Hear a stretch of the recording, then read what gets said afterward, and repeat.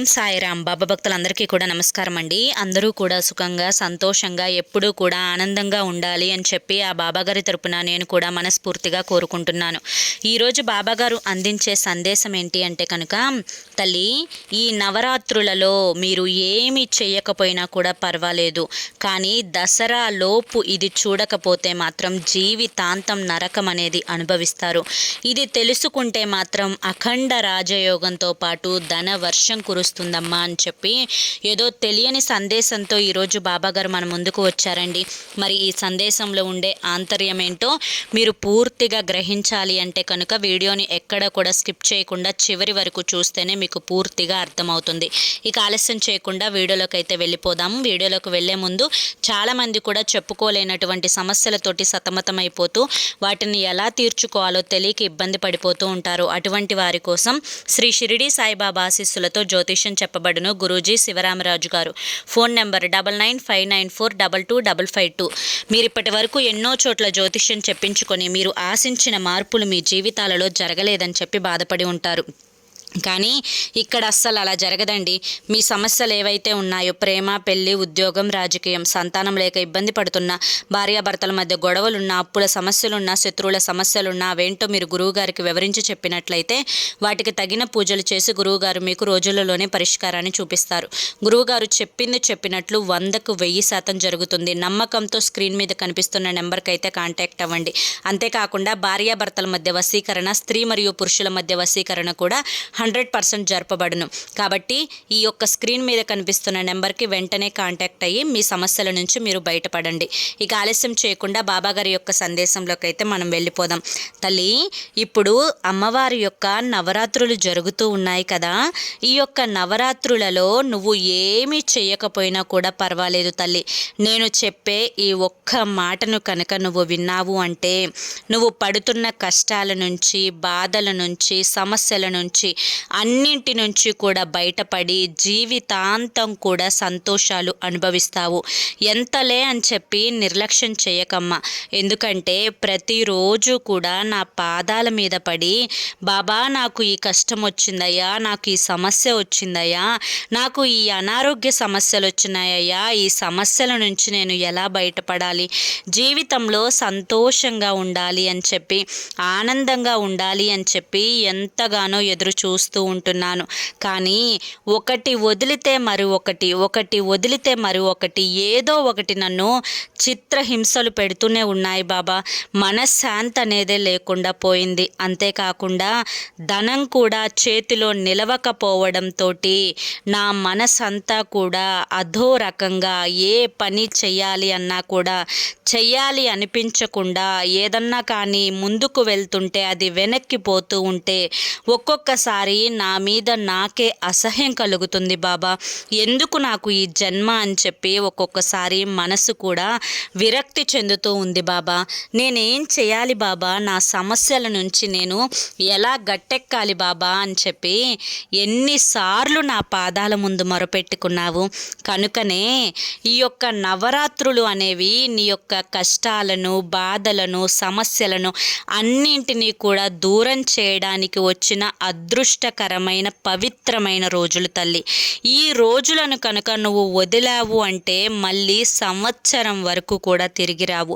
ఈ సంవత్సర కాలం అంతా కూడా మళ్ళీ నువ్వు జీవితంలో పడుతున్న కష్టాల నుంచి, బాధల నుంచి, సమస్యల నుంచి దూరం అవ్వాలి అంటే ఏం చేయాలో అర్థం కాక, దిక్కుతోచక నరకాన్నైతే అనుభవిస్తావు.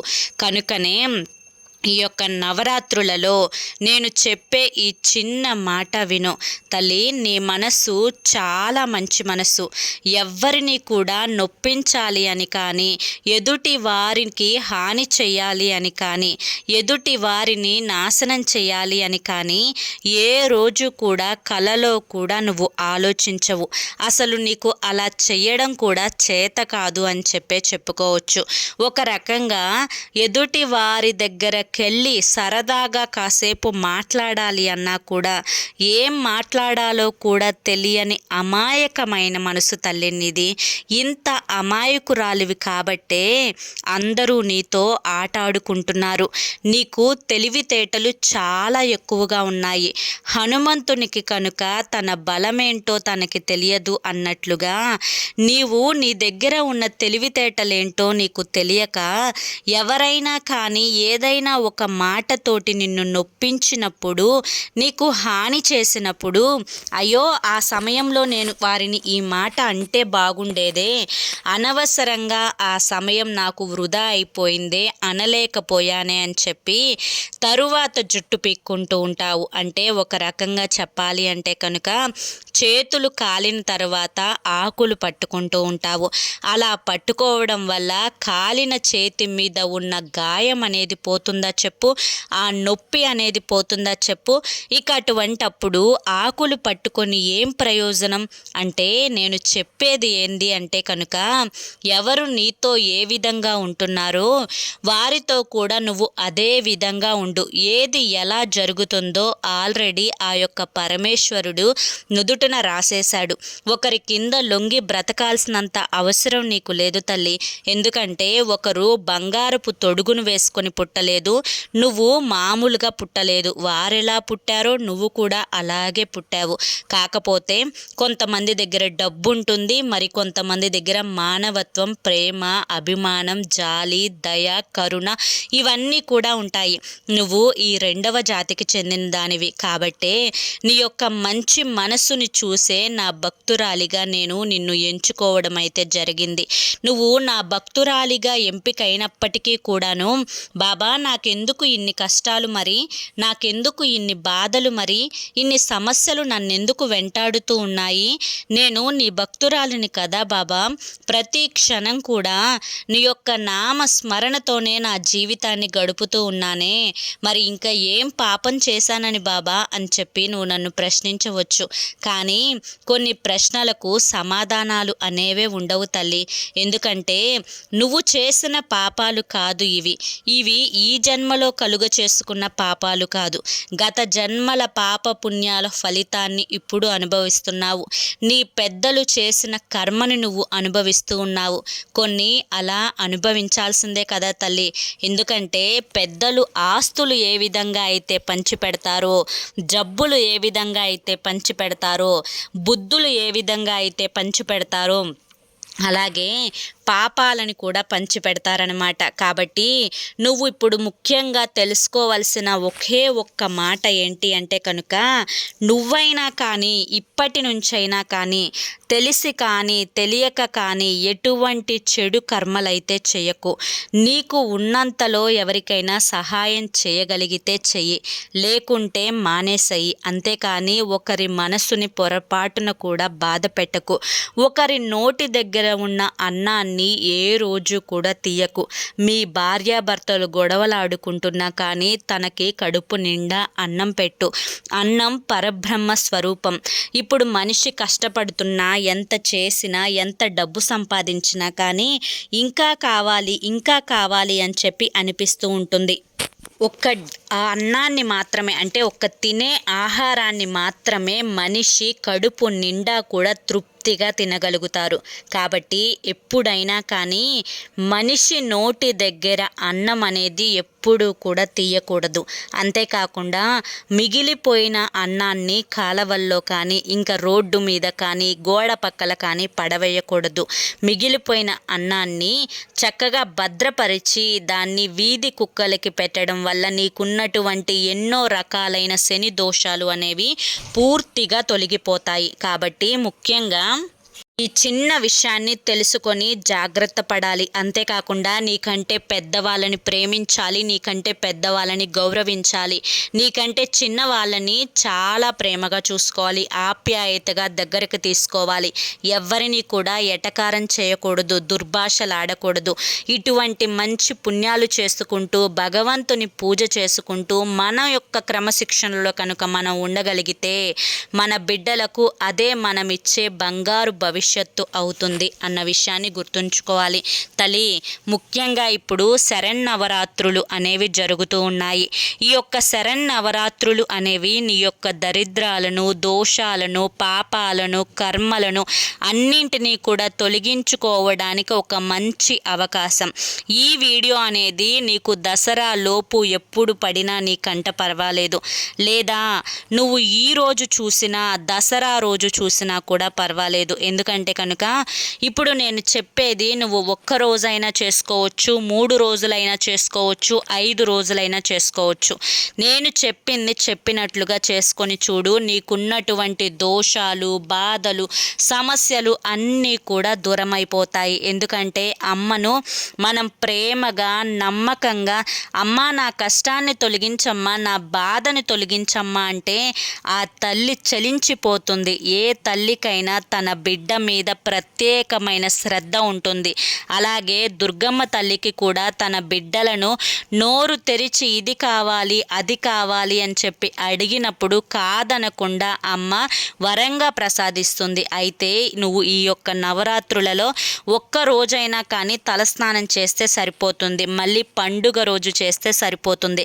అది స్త్రీలకి మాత్రమే. ఇక పురుషులకైతే మాత్రం ప్రతిరోజు కూడా తలస్నానం చేయాల్సిందే. ఈ యొక్క స్త్రీలైనా కానీ పురుషులైనా కానీ ఖచ్చితంగా ఈ యొక్క దసరా వరకు కూడా అంటే విజయదశమి వరకు కూడా బ్రహ్మచర్యం పాటించాలి. అయితే ఈ యొక్క దసరా నవరాత్రులలో నువ్వు పూజ చేసుకునే రోజు చక్కగా ఉదయాన్నే నిద్ర లేచి మంచిగా ఇల్లు వాకిళ్ళు అన్నీ కూడా శుభ్రపరచుకొని ఇంటి బయట చక్కగా ముగ్గు పెట్టుకొని తరువాత నీవు తలస్నానం చేసే నీటిలో కాస్తంత పసుపు వేసుకొని తలస్నానం చేసిన తర్వాత ఇల్లు కూడా నీట్గా ముందుగానే శుభ్రపరచుకోవాలి. అంటే తడిగుడ్డ పెట్టి తుడుచుకోవాలి.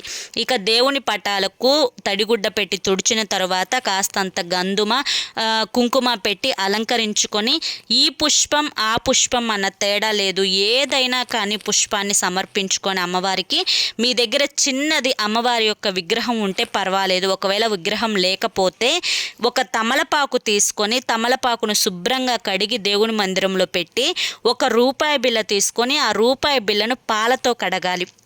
ఎందుకంటే ఆ రూపాయి బిళ్ళ ఆ చెయ్యి ఈ చెయ్యి మారి వస్తుంది కాబట్టి పాలతో శుద్ధి చేసుకోవాలి.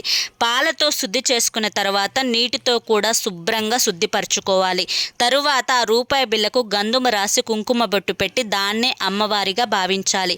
ఒకవేళ మీ దగ్గర స్త్రీ చక్రం ఉంటే కనుక స్త్రీ చక్రంతోనైనా కానీ మీరు ఈ యొక్క పూజను చేసుకోవచ్చు. ఇక ఈ విధంగా కుంకుమ బొట్టు గంధుమ అలంకరించిన తర్వాత ఆ రూపాయి బిళ్ళను తమలపాకు మీద పెట్టి మీ యొక్క చిటికెను వేలు అంటే మీ యొక్క చూపుడు వేలు చిటికెను వేలు వదిలిపెట్టేసేసి మిగతా 3 వేలతోటి చిటికెడు కుంకుమ తీసుకుంటూ ఆ రూపాయి బిళ్ళ మీద శ్రీ మాత్రే నమః, శ్రీ మాత్రే నమః, శ్రీ మాత్రే నమః అనే ఈ యొక్క మంత్రాన్ని 108 సార్లు పఠించుకుంటూ అమ్మవారికి 108 సార్లు చిటికెడు కుంకుమ అభిషేకం అనేది చేయాలన్నమాట.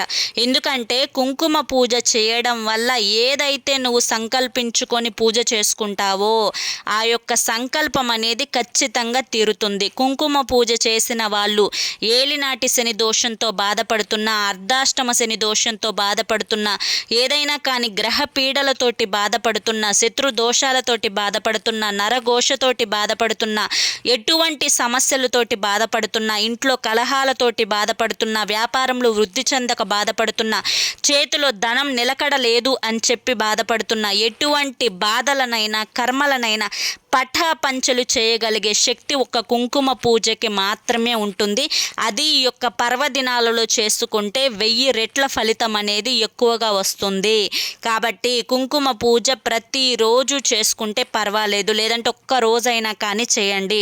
కుంకుమ పూజ ఆచరించే వాళ్ళు పాటించవలసిన నియమాలు: మంచిగా తలస్నానం చేసిన తర్వాత ఉతికిన వస్త్రాలు మాత్రమే ధరించాలి. నలుపు రంగు వస్త్రాలు ధరించకూడదు. ఆ రోజు నాన్ వెజ్ అనేది తినకూడదు. చేయకూడదు.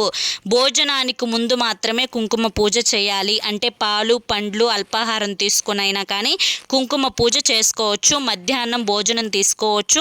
సాయంత్రం మళ్ళీ పాలు పండ్లు అల్పాహారం తీసుకోవచ్చు. ఒకవేళ ఎటువంటి అనారోగ్య సమస్యలతోటి మీరు బాధపడుతున్నట్లయితే, అంటే మేము ఆహారం తినకుండా ఉండలేము అని చెప్పి అనుకుంటే కనుక ఖచ్చితంగా ఆహారాన్ని తీసుకోవచ్చు. ఎటువంటి ప్రాబ్లం అయితే ఉండదు.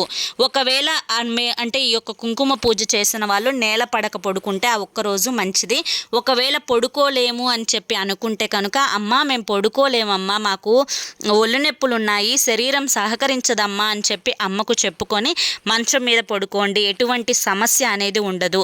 కుంకుమ పూజ చేసుకునేటప్పుడు అమ్మవారికి ఇష్టమైన నైవేద్యంగా ఈ నైవేద్యమే పెట్టాలి అనేది ఎక్కడా కూడా లేదనమాట. ఎందుకంటే అమ్మవారికి ప్రేమగా సమర్పించే ఒక అరటి పండు పెట్టినా చాలు, లేదంటే 2 ఖర్జూర పళ్ళైనా కానీ, లేకపోతే కిస్మిస్ అయినా కానీ, బాదం పప్పు అయినా కానీ, ఏమీ లేకపోతే చిన్న బెల్లం ముక్క అయినా కానీ పెట్టుకొని అమ్మకు పూజ చేసుకోవచ్చు. అమ్మవారి యొక్క కంటి చూపులో నుంచి వచ్చే ఆ శక్తి మీరు పెట్టిన నైవేద్యం మీద పడి అమ్మ ప్రసాదంగా మారుస్తుంది. ఆ ప్రసాదాన్ని మనం స్వీకరించినప్పుడు అమ్మవారి యొక్క కరుణా కటాక్షాలు అనేవి మన మీద పుష్కలంగా పడతాయి. అంతేకాని ఈ నైవేద్యం పెట్టండి, నాకు వెండి పూలతోటి పూజ చేయండి, నన్ను చక్కగా మంచి మంచి చీరలు కట్టి అలంకరించుకోండి అని చెప్పి అమ్మ ఎక్కడా కూడా చెప్పలేదు. మన దగ్గర శక్తి కొలది మనం చేసుకుంటే సరిపోతుంది. అంతేకాని నవరాత్రులు వచ్చాయి కదా, ఆ డబ్బులు ఖర్చు పెట్టి ఇష్టం వచ్చినట్లుగా చేయాలి అని చెప్పి ఏ పురాణాలలో గ్రంథాలలో రాయలేదు అన్న విషయాన్ని గుర్తుంచుకోండి. అంతేకాకుండా ముఖ్యంగా అమ్మవారికి హారతి ఇచ్చేటప్పుడు చాలా ప్రత్యేకించి మీరు హారతి పాట పాడాలి, మంగళి హారత పాట పాడాలి అని కూడా మీరు అనుకోవాల్సిన అవసరం లేదండి. వస్తే పాడుకోండి, పర్లేదు. ఒకవేళ రాకపోతే బాధపడకండి. రాకపోతే కనుక చక్కగా మీరు ఒక చేత్తో గంటను కొట్టుకుంటూ మరొక చేత్తో చక్కగా హారతిని ఇచ్చుకుంటూ ఆ హారతి వెలుగులో అమ్మ రూపాన్ని చూడండి. ఎంత అందంగా ఉంటుందండి అమ్మ, ఎంత చక్కగా ఉంటుందండి అమ్మ. కళ్ళకి పండుగలాగా అనిపిస్తుంది అనమాట.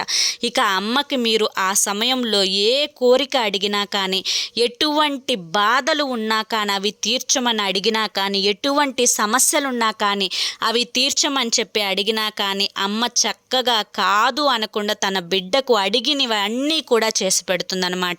ఇప్పుడు ఈ శరన్నవరాత్రులలో ఖచ్చితంగా ఇటువంటి నియమాలను పాటించుకుంటూ అమ్మకి ఒక్క రోజైనా కానీ కుంకుమ పూజ చేసి చూడండి. మీ యొక్క జీవితంలో మీ యొక్క కష్టాలు సమస్యలు బాధలు ఏవైతే మీరు మాకు ఇవి జరగట్లేదు అని చెప్పి అనుకుంటున్నారో అవన్నీ కూడా ఖచ్చితంగా జరిగి పట్టిందల్లా కూడా బంగారం అవుతుంది. లేకుంటే మేమేం చేయలేము అని చెప్పి అనుకుంటే కనీసం కూర్చొని స్నానం చేసుకున్న తర్వాత అమ్మ పేరు తలుచుకుంటూ శ్రీమాత్రే నమః, శ్రీమాత్రే నమః, శ్రీమాత్రే నమః, అమ్మ దుర్గమ్మ కాపాడు తల్లి, రక్షించు తల్లి అని చెప్పి ఈ ఒక్క మంత్రాన్ని చక్కగా స్నానం చేసిన తర్వాత నీట్గా ఉతికిన బట్టలు వేసుకొని బాసా పట్టలు వేసుకొని కూర్చొని 108 సార్లు అమ్మని తలుచుకుంటూ జపించుకున్నా చాలండి. అమ్మ మీ యొక్క కష్టాన్ని బాధలని సమస్యలను అన్నింటినీ కూడా తీర్చేస్తుందన్నమాట. కాబట్టి ఇక అమ్మ వరం ఇస్తే అఖండ రాజయోగమే కదా, ధనవర్షమే కదా. అమ్మ యొక్క కంటి చూపు మన మీద పడాలే కానీ ఎటువంటి సమస్యలైనా, ఎటువంటి కష్టాలైనా, ఎటువంటి బాధలైనా, నష్టాలైనా, దుఃఖాలైనా అన్నీ పటాపంచలైపోవా? భార్యాభర్తల మధ్య ఉన్న గొడవలన్నీ కూడా పూర్తిగా సమసిపోవా? చెప్పండి. అమ్మ యొక్క అనుగ్రహం మనకి కావాలి, అంతే. అర్థమైంది కదా. మరి ఈరోజు బాబాగారి యొక్క సందేశంతో వచ్చిన ఆంతర్యం ఏందో మీ అందరూ కూడా గ్రహించారు కదా. అమ్మవారి యొక్క పూజ చాలా శక్తివంతమైనది అని చెప్పి బాబాగారు చెప్పదలుచుకున్నారు. ఈ యొక్క నవరాత్రులలో అమ్మకి ఒక్క రోజైనా కానీ మనస్ఫూర్తిగా పూజ చెయ్యండి అని చెప్పి బాబాగారు చెప్పదలుచుకున్నారు. మీ యొక్క కష్టాలను తీర్చుకోండి. ఈ యొక్క చిన్న పూజ చేసుకోవడం వల్ల చిటికెడు కుంకుమను అమ్మకు ప్రేమతో సమర్పించండి, అమ్మకు నమ్మకంతో సమర్పించండి, మీ దోషాలన్నీ కూడా పోతాయి అని చెప్పి బాబాగారు చెప్పదలుచుకున్నారు. కాబట్టి బాబాగారు చెప్పాలి అనుకుంటున్న ఆంతర్యాన్ని మీరందరూ కూడా పూర్తిగా గ్రహించారు, అర్థమైంది అని చెప్పి అనుకుంటున్నాను. మరి ఈ వీడియో మీ అందరికీ కూడా నచ్చింది, అర్థమైంది అని చెప్పి అనిపిస్తే, బాబాగారి మీద మీకు ఏమాత్రం నమ్మకం ఉన్నా ఈ వీడియోకి ఖచ్చితంగా ఒక లైక్ ఇవ్వండి. లైక్ ఇచ్చిన వెంటనే హైప్ అని వస్తుంది. హైప్ ఇచ్చి కింద పాయింట్స్ మీద క్లిక్ చేయండి. మొదటిసారి మన సాయి పిలుపు ఛానల్లోకి వచ్చినట్లయితే కనుక మన ఛానల్ని సబ్స్క్రైబ్ చేసుకుని సపోర్ట్ చేయండి. రేపు మరొక మంచి వీడియోతోటి మళ్ళీ కలుసుకుందాం. అంతవరకు కూడా ఆ యొక్క పరమేశ్వరుని ఆశీస్సులు, బాబాగారి యొక్క ఆశీస్సులు, ఆ దుర్గమ్మ తల్లి ఆశీస్సులు మీ మీద, మీ కుటుంబ సభ్యుల మీద ఎల్లకాలం ఉండాలి అని చెప్పి మనస్ఫూర్తిగా కోరుకుంటూ సర్వేజన సుఖినో భవంతు. ధన్యవాదములు. ఓం సాయిరామ్.